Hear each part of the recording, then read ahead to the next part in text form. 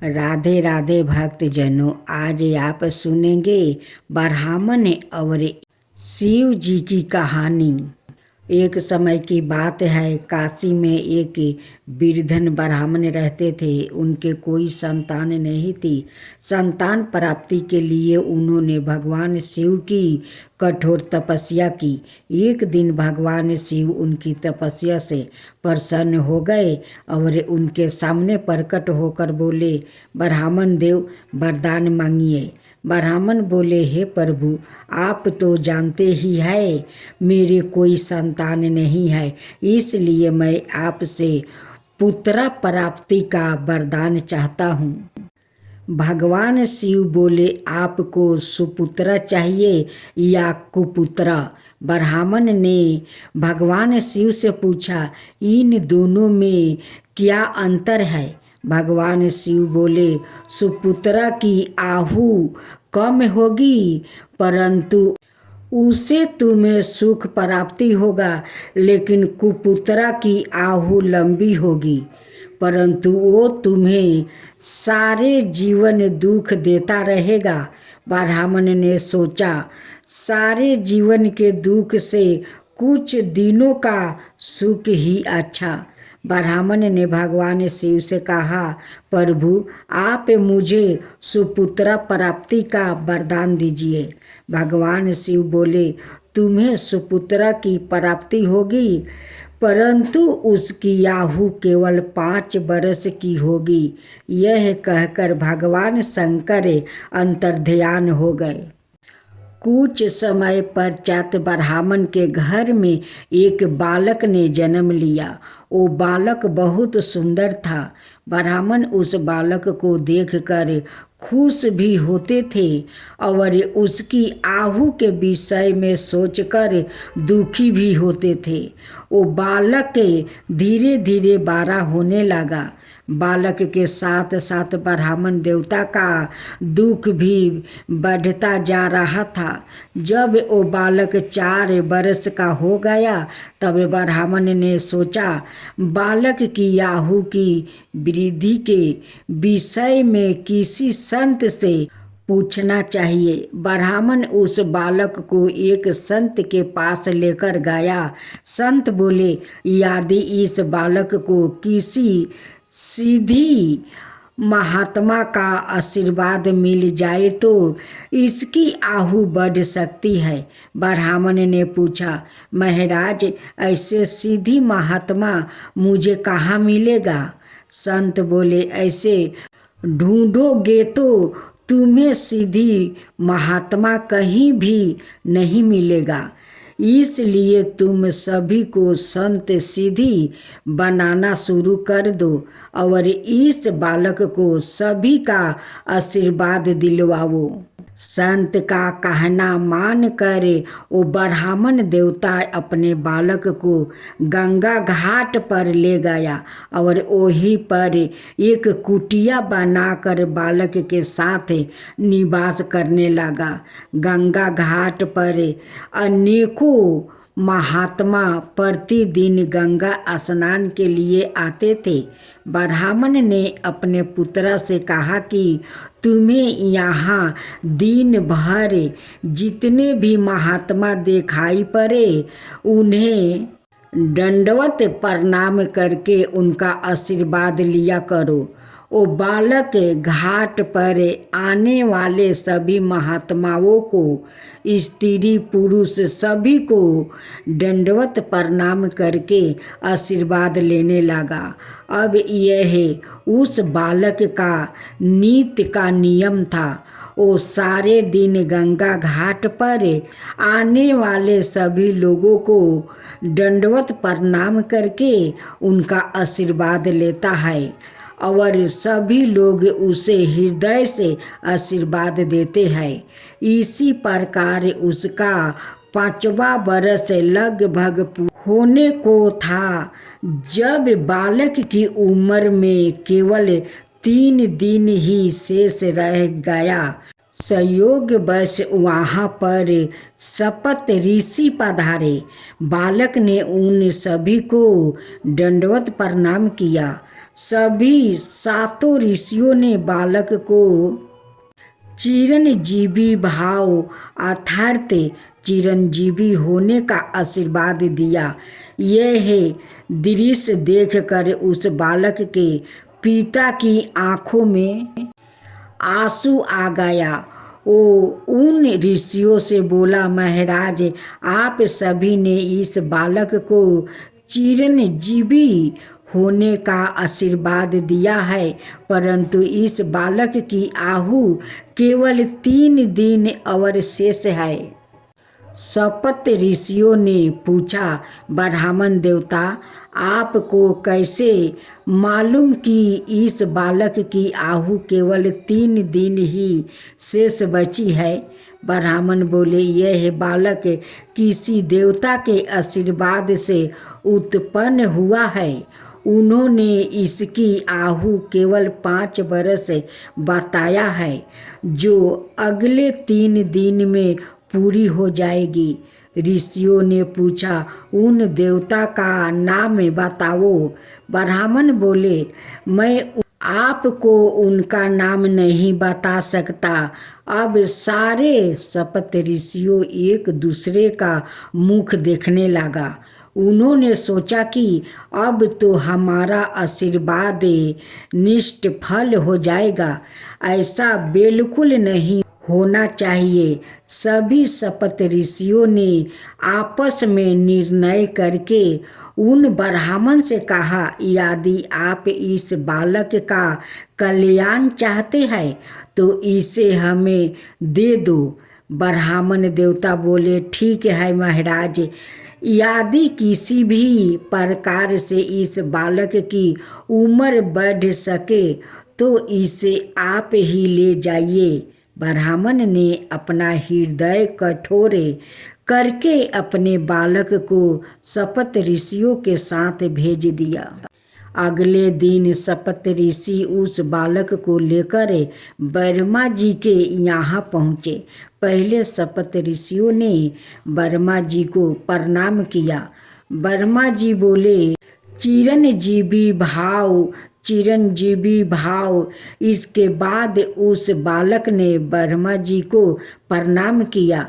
ब्रह्मा जी ने उस बालक को भी चिरंजीवी भाव आशीर्वाद दिया।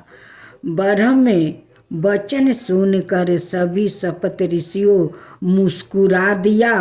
सभी ने सोचा, अब अपनी बाला टली, क्योंकि अब तो ब्रह्मा जी ने भी उस बालक को चिरंजीवी होने का आशीर्वाद दे दिया था। यदि अब उस बालक को कुछ भी होता है तो ब्रह्मा जी का आशीर्वाद झूठा हो जाएगा। ब्रह्मा जी ने शपथ ऋषियों से मुस्कुराने का कारण पूछा। शपथ ऋषि बोले, प्रभु, जिस बालक को आपने चिरंजीवी होने का आशीर्वाद दिया है, उस बालक के पास केवल 2 दिन ही आयु शेष बची है। अब तो ब्रह्मा जी का भी माथा ठनका। ब्रह्मा जी बोले, तो आप लोग इस बालक को यह मेरे पास क्यों लाया है?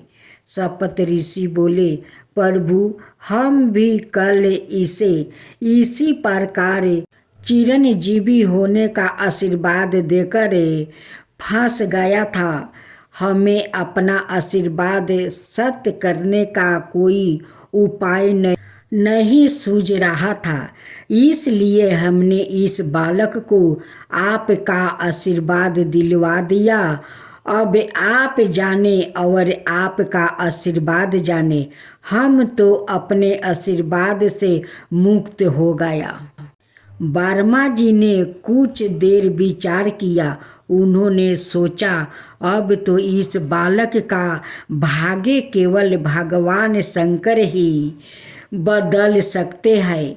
ब्रह्मा जी ने शपथ ऋषियों से कहा, आप इस बालक को यही मेरे पास छोड़ जाए। अगले दिन वर्मा जी उस बालक को भगवान शंकर के पास लेकर गया।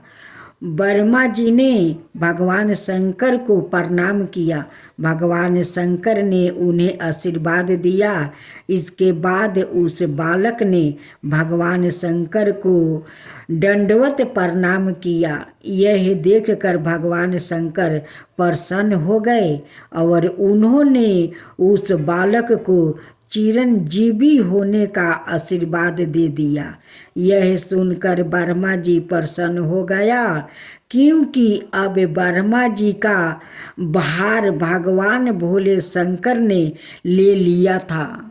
जब भगवान शंकर ने वर्मा जी को हंसते देखा तो उन्होंने पूछा, वर्मा जी क्या बात है? वर्मा जी बोले, भगवान इस बालक की आयु केवल 1 दिन शेष बची है और आपने इसे चिरंजीवी होने का आशीर्वाद दिया है। भगवान शिव ने पूछा, यह किसका बालक है? वर्मा जी ने बताया, यह काशी के उस ब्राह्मण का बालक है।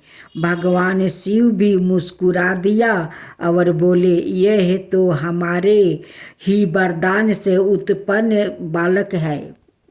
वर्मा जी बोले, प्रभु आपके वरदान से उत्पन्न बालक अब आप ही की शरण में है, अब आप ही इसकी रक्षा कीजिए।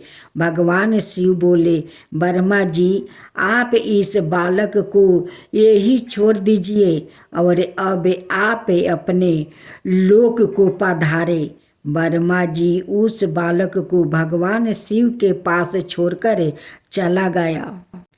भगवान शिव उस बालक से बोले, बेटा तुम बिल्कुल मत डरो, यहाँ पर जो यह शिवलिंग है तुम उसके समीप बैठकर ओम नमः शिवाय का मंत्र का जाप करो और शिवलिंग पर बेलपत्र चढ़ाते रहो।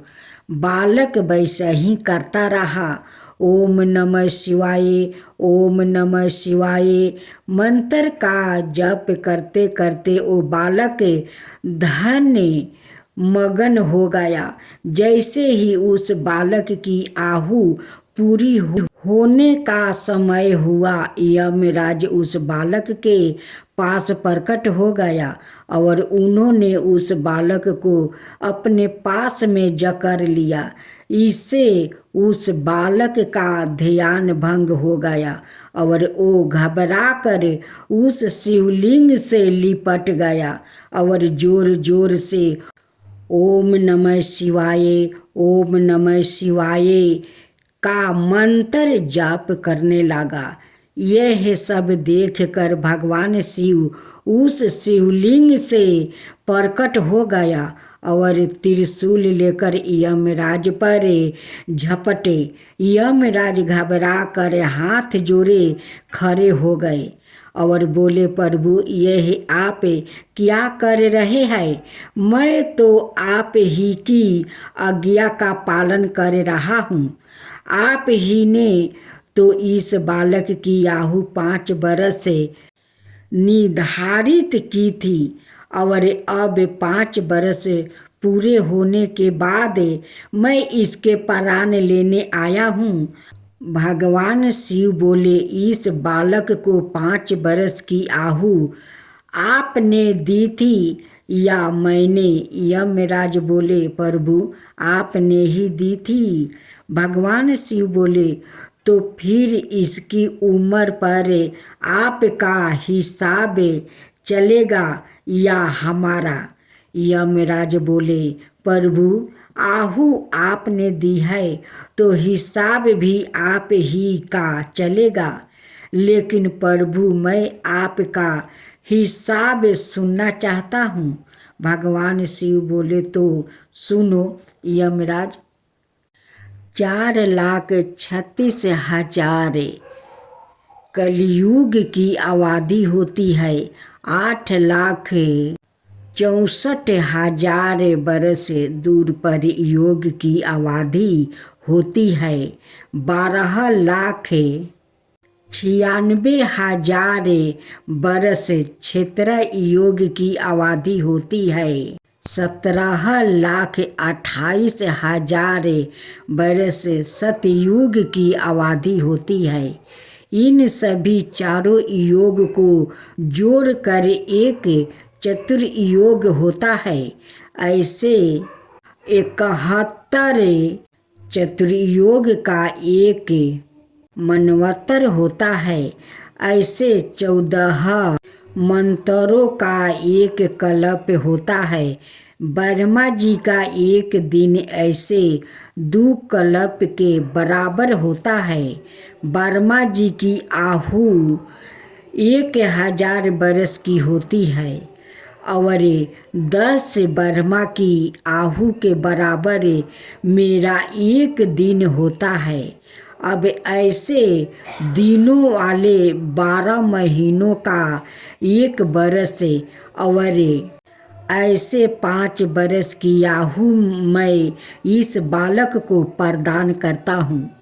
यमराज ने हाथ जोड़ लिया और बोले, प्रभु, जब आपके एक दिन में 10 ब्रह्मा जी बदल जाते हैं तो फिर मुझे जैसे यम की गिनती क्या है। यह बालक तो अमर हो गया। यह कहकर यमराज वहाँ से अंतर्ध्यान हो गया। वो बालक आगे चलकर मकंडिया ऋषि के नाम से प्रसिद्ध हुआ। मकंडी ऋषि ऐसे ऋषि है जिनका कल्पों के अंत में होने वाले प्रलय में नाश नहीं होता। मकंड ऋषि को यह अमृतत्व का वरदान ऋषियों और संतों के आशीर्वाद के कारण ही प्राप्ति हुआ था। उन्होंने अपने बालपन में 1 बरस तक सभी संतों को दंडवत प्रणाम करके उनका आशीर्वाद लिया था, जिसके फल स्वरूप उन्हें सप्त ऋषियों का आशीर्वाद प्राप्ति हुआ है। सप्त ऋषियों के आशीर्वाद के फल स्वरूप उन्हें ब्रह्मा जी का आशीर्वाद प्राप्ति हुआ है। ब्रह्मा जी के आशीर्वाद के फल स्वरूप उन्हें भगवान शिव का आशीर्वाद प्राप्ति हुआ है और उन्हें अमृतत्व का वरदान मिला है। इसलिए शास्त्रों में संतों का आशीर्वाद की बहुत बड़ी महिमा बताई गई है। भोलेनाथ की जय हो, भोलेनाथ की जय हो।